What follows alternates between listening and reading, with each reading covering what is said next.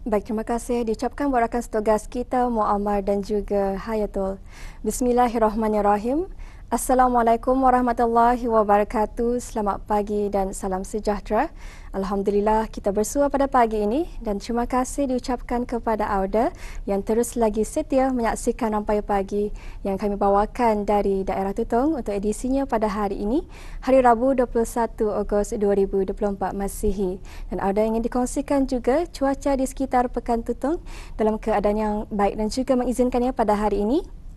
Jadi diharapkan semoga apapun perancangan dan juga aktiviti yang hendak anda lakukan, semoga semuanya akan dapat berjalan dengan lancar. Baik, dan untuk edisinya pada hari ini, kita akan terus sahaja beralih untuk ikuti satu bahan visual yang telah pun disediakan ya oleh rakan setugas kita untuk edisinya pada hari ini. Untuk itu, mari kita saksikan bersama.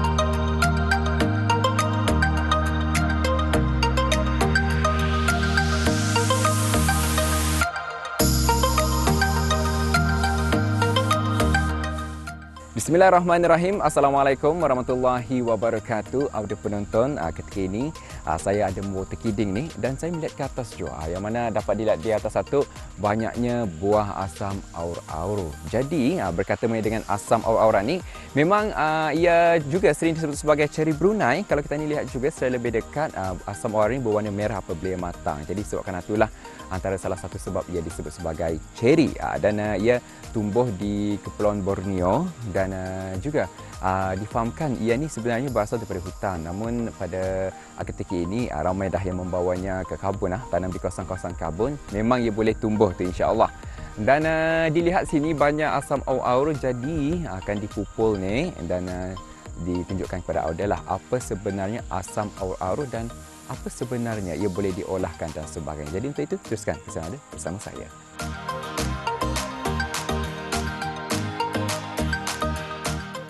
Asam aur-aur merupakan buah-buahan tempatan bermusim dan lazim ditemukan tumbuh secara liar di hutan belantara di Kepulauan Borneo. Pokoknya dapat mencapai ketinggian 10 hingga 20 meter dan mampu untuk mengeluarkan buah seawal 4 tahun selepas ia ditanam. Buah asam aur-aur juga dikenali sebagai buah ceri Brunei oleh masyarakat tempatan. Namun di negara-negara lain di Kepulauan Borneo menyebutnya sebagai buah takop akop, kundong, mundar, asam arui-arui dan asam kandis. Saintifiknya, ia dikenali Garcinia parvifolia.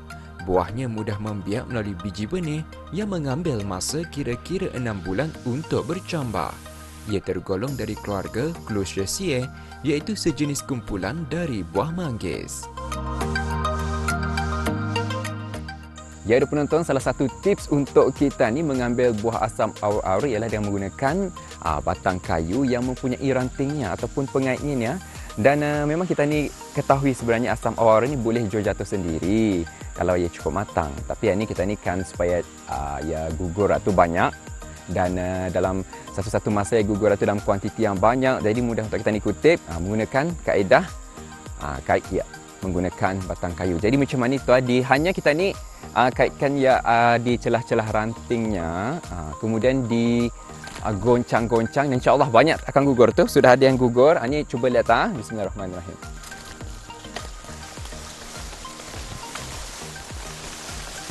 Jadi so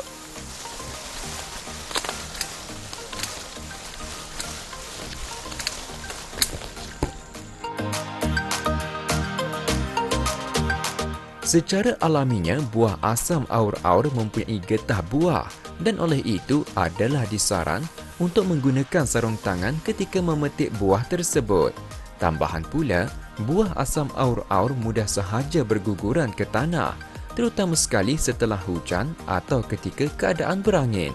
Jadi mudah dikutik buah-buah yang telah berguguran, selain boleh juga dipetik buah yang telah masak secara terus dari pohonnya. Ceri Brunei ini melalui beberapa fasa kematangan, iaitu hijau apabila masih mentah, merah kekuningan ketika hampir masak dan merah setelah matang dan benar-benar masak. Buahnya yang lazat itu tidak dinafikan menjadi antara buah-buahan yang popular dan digemari dalam kalangan warga Borneo.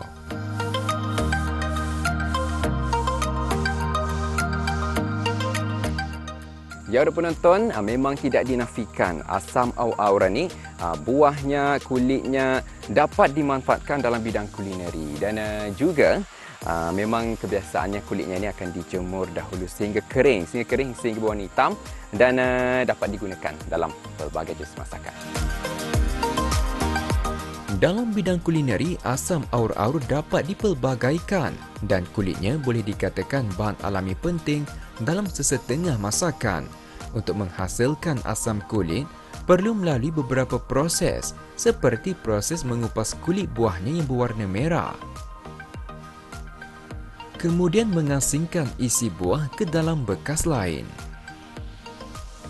Seterusnya, kulit buah asam aur-aur tersebut seperti kelaziman orang tua-tua dahulunya, menyusunnya di nyiru untuk dijemur. Kulit asam aur-aur yang dijemur akan menjadi merah kehitaman dan seterusnya bertukar menjadi hitam setelah benar-benar kering.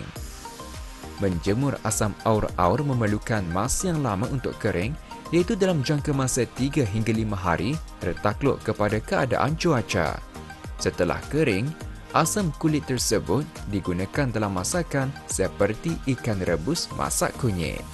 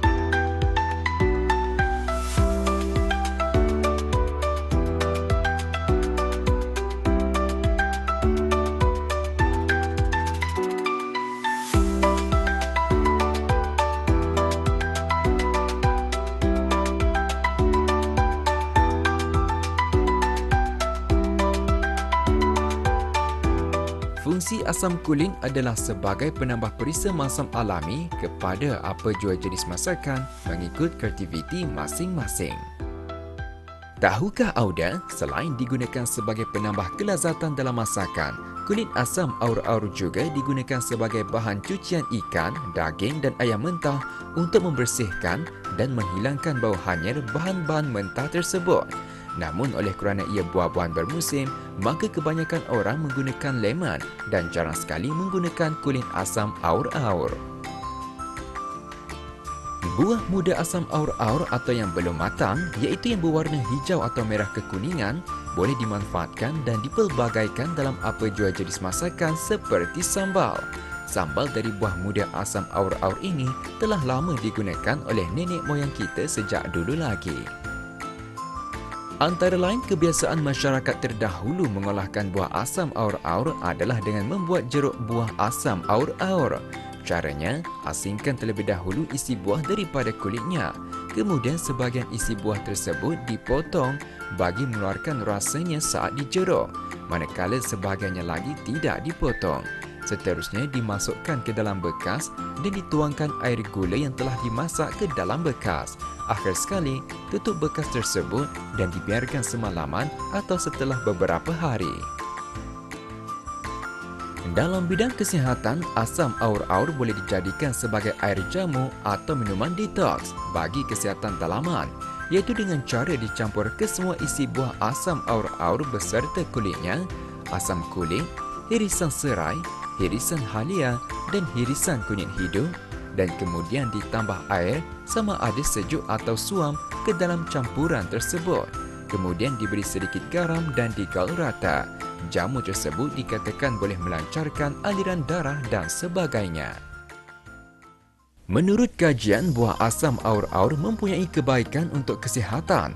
oleh kerana ia adalah sumber yang kaya dengan secondary metabolites termasuk xanthones, flavonoids, benzopherones, lactones, phenolic compounds dan organic acids. Adanya phenolic compounds adalah agen antioksidan yang kuat yang mampu menghilangkan radikal bebas bagi mencegah pelbagai penyakit seperti kanser, penuaan dan atherosclerosis. Selain berpotensi untuk merawat penyakit asma, sakit perut, demam dan sebagainya.